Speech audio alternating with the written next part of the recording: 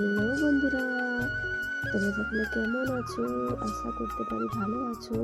তোমাদের ভালোবাসা আশীর্বাদ আমিও খুব ভালো আছি। তো নতুন একটা ব্লগ নিয়ে তোমাদের মাঝে হাজির হলাম। তো দেখতেই পাচ্ছ, আজ হচ্ছে বৃহস্পতিবার আর আমি রান্না করতে বসিয়ে দিয়েছি। তো আমি কখন রান্না করতে বসিয়েছি সেটা হলো সকাল সকাল। আগের দিনের ব্লগে দেখেইছিলে যে হচ্ছে আমি সকালে উনান ধরিয়ে দিয়েছিলাম। এটা হলো তারপরের থেকে ব্লগটা বানিয়েছি বৃহস্পতিবার দিনই। তো আমি ভাত বসিয়ে দিয়েছি কারণ ছেলের স্কুল আছে। তো তখন বাজে কটা জানো, 7টা বেজে গেছে। 7:30টার দিকে ভাত বসিয়েছিলাম ওই দিন। হ্যাঁ, তো বাবু ওদিকে মুখ ধুয়ে চলে এসেছে। তো এদিকে আমি দেখতে এসেছি ফ্রিজে কি কি সবজি আছে। তো রান্না তো করতে হবে, কেন ভাতটা বসানোর পর রান্নার তো সবজি কেটে নিতে হবে। তারপরে চাও বসিয়েছিলাম, চা খাওয়া হয়ে গেছিলো। তারপরে দেখো ফুলকপি ছিল, আর এদিকে চিংড়ি মাছ ছিল, ফ্রিজ থেকে বের করেছি। তাহলে কি রান্না করব সেটাই ভাবছি। তো এদিকে দেখো উনুনটা ঝিপে যাচ্ছে, ধোঁয়া হচ্ছে প্রচুর পরিমাণে। তো আমি একটু ফু দিয়ে দিলাম। তো বাবুকে বললাম, বাবু এদিকে পুড়তে বসিয়েছি সামনেই। বাবুকে বললাম, বাবু আর তুমি একটু তেলের প্যাকেটটা এনে দাও। তো ও ঘর থেকে এনে দিল। ঠিক আছে, আমি তেলটা কেটে গড়িয়ে নিচ্ছি, তারপরে সবজিগুলো কেটে নেব। আর সাইডে বাবু পড়ছে, আর এদিকে ভাত ফুটছে আমার। তো আমি সব গুছিয়ে আমি রান্নাটা করে নিচ্ছি। তো তোমরা সঙ্গে থাকো, দেখতে থাকো। তো প্রথমে ফুলকপিটা কেটে নেব। ফুলকপি, কুমড়ো আছে, সিম আছে। তো প্রথমে সিমটা কেটে নিচ্ছি। কারণ 1-2টাই সিম ছিল, বেশি সিম ছিল না। তো ভাবলাম এই সিমগুলো ভাজা করে নিই। মানে কিনেছিলাম যে, মানে অনেকবারই 2বার না 3বার রান্না হয়েছে। তো 1-2টা রয়ে গেছে, তো এইগুলো আর রাখবো না ভেবেছি। তো যে 2-4টা রয়েছে ওগুলো ভাজা করে নেব। আর কুমড়ো আছে বন্ধুরা, কুমড়োটাও ভাজা করে নেব। আর রান্না করব ফুলকপি দিয়ে, চিংড়ি মাছ দিয়ে, মানে আলু দিয়ে একটু ঝোল, হালকা করে একটু ঝোল বানিয়ে নেব। আর ফ্রিজে যা ছিল তাই রান্না করছি, আর তেমন কিছু আর করবো না আজকে। তোমাদের দাদা ভাই বললো যা আছে তাই করে নাও, আজকে আর কিছু আনতে পারবো না। হ্যাঁ, তো তাই রান্না করে নিচ্ছি। তো ভাতটা আমার হয়ে গেছে, তো ভাতের ফ্যানটা গড়িয়ে নেব।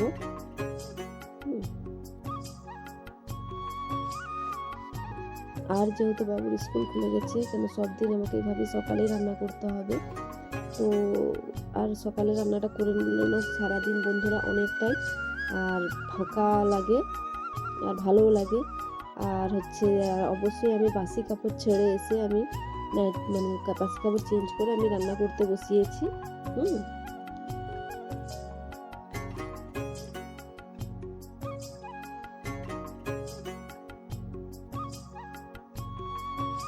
তো বাবুকে বললাম যে, বাবু আর 2টো কাঠ এনে দাও ওই পাশ থেকে। তো উনুনটা ঝিপিয়ে গেছে আমার, ফ্যান করাতে পড়তে দেখো কাঠ এনে দিল আমাকে। ছেলেও মাঝে মাঝে আমাকে অনেকটাই হেল্প করে। তারপরে বললাম তুমি বসো, পড়তে থাকো এবার।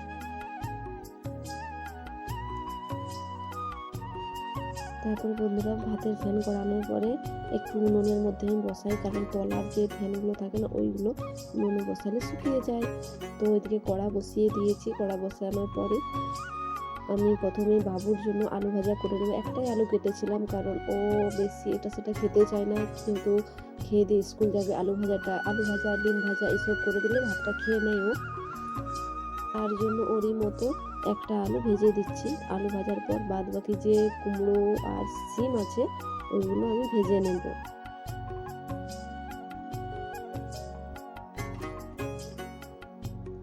তো আমি একটু করে সবজি কাটছি, একটু করে আর হচ্ছে গুছাচ্ছি, একটু করে রান্না করছি, একটু করে সবজি কাটছি। বুঝতেই পারছো সকালবেলা। তো সিমটা আগে কাটা হয়ে গেছে, তো কুমড়োটা কাটতে কাটতে বাকি রয়ে গেছিলো। আবারও আলুটা চাপিয়ে দিয়ে আমি আরও কুমড়োটা কেটে নিচ্ছি যেটুকু আছে। কুমড়োটাও বন্ধুরা মানে পাশের বাড়িতে কাকিমা আছে, তো কাকিমা দিয়েছিল। তো মানে 2বার রান্না হয়েছে, তো আরও কুমড়োটাও একটুকু ছিল। তো ভাবলাম আজকে পুরোটাই ভাজা করে নেব, আর রাখবো না। তো আলুটা আমার ভাজা হয়ে গেছে। তো আমি সিমগুলো প্রথমে নুন হলুদ মাখিয়ে ভাজা করে নিচ্ছি। তারপরে দেখো কুমড়ো কাটা হয়ে গেছে, তো আমি কুমড়োর মধ্যেও নুন হলুদ মাখিয়ে দিলাম। তো সিমও ভাজা হয়ে গেছে আমার। তো কুমড়োটা অনেকটাই ছিল, তাই একবারে পুরো ভাজিনি, তো দুবার করে ভেজেছিলাম।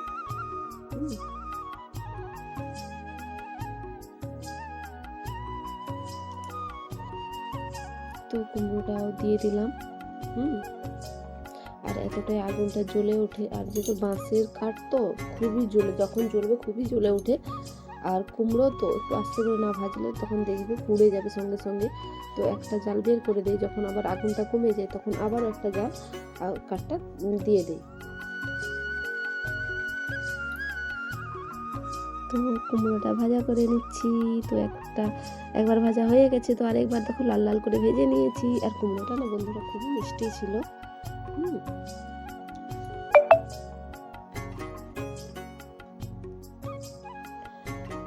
তো বন্ধুরা এদিকে আমার ফুলকপিও কাটা হয়ে গেছে।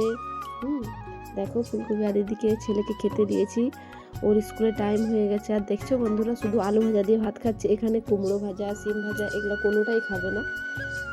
তারপরে বন্ধুরা আমি পরে ওই কুমড়ো ভাজা দিয়ে ভাতটা মাখিয়ে দিয়েছিলাম, সেটা দেখানো হয়নি।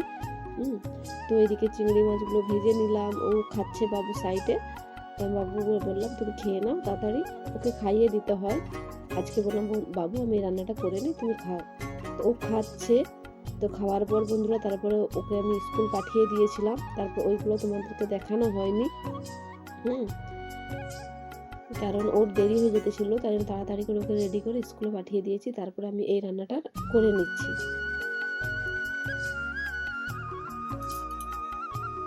আমি ফুলকপি আলুটা যখন ভাজা করি তখনই বাবুকে স্কুলে পাঠিয়েছিলাম।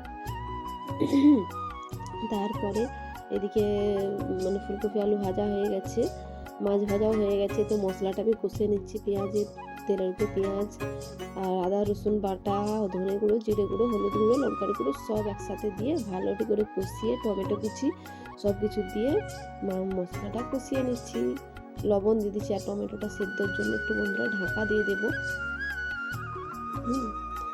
কারণ জালটা খুব আস্তে চলছিল, তখন জ্বলছিল, তার জন্য দেরি হচ্ছিল। মশলাটা কষতে ঢাকা দিয়ে দিতে চট করে টমেটোটা গলে গেছিল।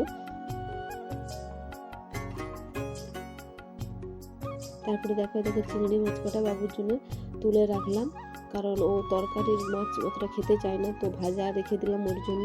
বাদ বাকি ফুলকপি আলু চিংড়ি মাছ সব কিছু আমি মশলার সাথে কষিয়ে দিলাম।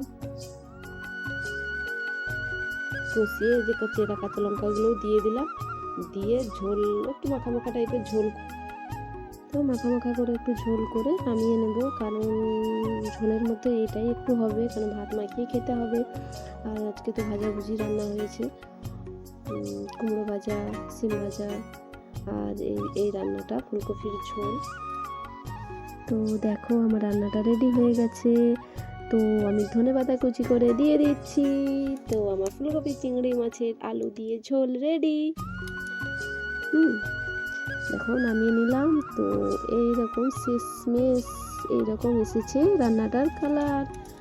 আর এদিকে চিংড়ি মাছ ভাজা রেখেছি বাবুর জন্য, আর সিম কুমড়ো। এই এখন 10টা 15-20 হতে যায়। তো আমার রান্না অলরেডি কমপ্লিট হয়ে গেছে, সব কিছু সকাল সকাল রান্না শেষ। তো এখন স্নান করবো, কাঁচা ধোয়া আছে করে নেব। আর দেখো এই কাপড়গুলো ভিজাবো, কাচবো, আর এই রান্নাশালটা একটু গুছিয়ে নেব। তারপরে তোমাদের সাথে বাদ বাকি দেখা হচ্ছে পরে। তো আমি কাজগুলো সেরে নেই। তো প্রথমে বাসনগুলো বাসন রান্না করেছিল সেই বাসনগুলো ধুয়ে নেব। তারপর কাপড় জামাটা ভিজিয়ে দিচ্ছি আগে, তারপরে বাসনগুলো ধুয়ে নেব।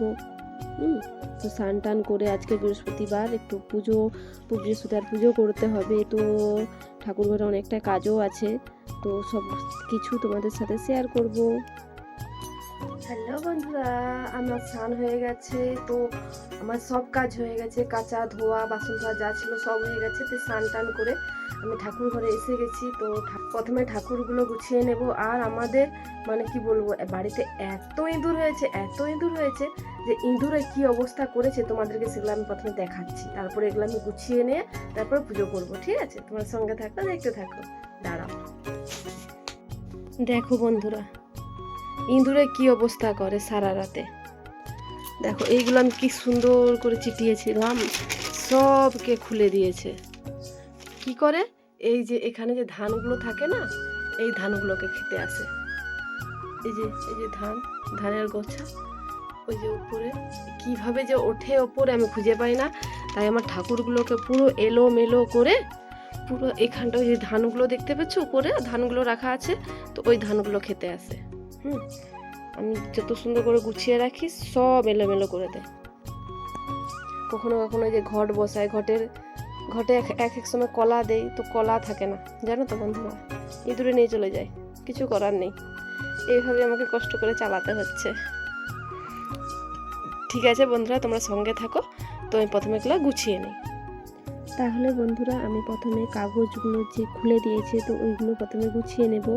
ওইগুলো গুছানোর পরে তারপরে ঠাকুর পাতা আছে সেই কাপড়গুলো চেঞ্জ করে ঠাকুর পরিষ্কার করে মুছে ধুয়ে তারপরে রেডি করে গুছিয়ে তোমাদের সাথে দেখা হচ্ছে, কথা হচ্ছে। তো তারপরে পুজোটা করে নেব। তো তোমরা সঙ্গে থাকো, দেখতে থাকো। আর জানো তো বন্ধুরা, এই কাজগুলো করতে অনেকটাই সময় লেগেছিল। কারণ সম্পূর্ণ গোছানোর পরে ঠাকুরের ঠাকুরে বসালে সিংহাসনগুলো, ওখানে কাপড় পাতা হয়েছে, সব কিছু পরিষ্কার করে মুছে ঠাকুরগুলো পরিষ্কার করে ধুয়ে রেখে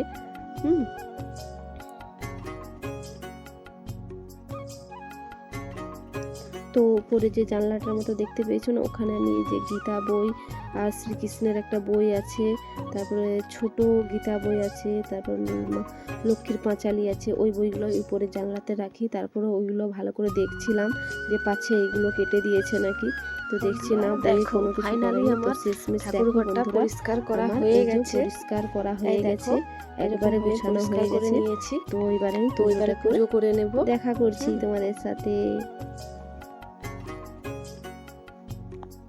তো পুজো টুজো করার পর তোমাদের সাথে কথা হচ্ছে। তো ফুল টুলগুলো প্রথমে তুলে নেই। আর এদিকে দেখো যেহেতু ঘট বসাবো নতুন করে, তার জন্য দেখো পান গাছে আমি পান পাতা তুলে নিচ্ছি, পান পাতা, আম শাখা, তারপরে আর পুজো যে করব প্রসাদ ছিল না, তো বাবু স্কুল গেছে, তো বাবু থাকলে ওকে 10 টাকা দিলে ও নকুনদানা বাতাসে এনে নিত। তো গাছে পেয়ারা ছিল, তো একটা পেয়ারা পেরে নিয়েছি। তো এই পেয়ারাটা কেটে প্রসাদ করে দেব। দিয়ে এবারে দেখো আমার সব রেডি করা হয়ে গেছে। তো আমি পুজোটা করে নেই। এই দেখো বন্ধুরা, আমার পুজো করাও কমপ্লিট হয়ে গেছে, পুজো করে শেষমেশ। তো দেখো বন্ধুরা কত সুন্দরভাবে গুছিয়ে দিয়েছি। তো কাল সকালে তোমরা দেখতে পাবে কি অবস্থা হয়। তারপরে বন্ধুরা পুজো করার পর এদিকে পান্তা ভাত ছিল আর তরকারি ছিল, রান্না তো হয়েই গেছে আগে, তার তরকারি দিয়ে একটু অল্প কটা পান্তা ছিল, তো আমি প্রথমে খেয়ে নিচ্ছি। আর সব মিলিয়ে এটা পান্তাটা খেতে আমার সময় লেগে গেলো 1টা বেজে। বন্ধুরা, আর এই যে আমি এখানটাই দুয়ারটাই বসে বসে রোদ পোয়াচ্ছি। আর একটা সবজিওয়ালা এসেছিল, কিছু সবজি কিনেছি। তো কি সবজি কিনেছি সেগুলো দেখাচ্ছি। এই দেখো বন্ধুরা, টমেটো কিনেছি, সিম, বেগুন, কাঁচা লঙ্কা। এই সবজিগুলো আমি গুছিয়ে নিই প্রথমে। তারপরে বন্ধুরা একবারে দেখা হচ্ছে তারপরের দিন সকালে, কারণ আগের দিন ব্লগটা শেষ করতে পারিনি। তো চারিদিক কুয়াশায় ভরে গেছে। তো সকাল সকাল আমি উঠে গেছি, সকাল 6টা বাজে। তো সকালে যে বাসি কাজ থাকে সেটুকু কাজ আমি সেরে নেই।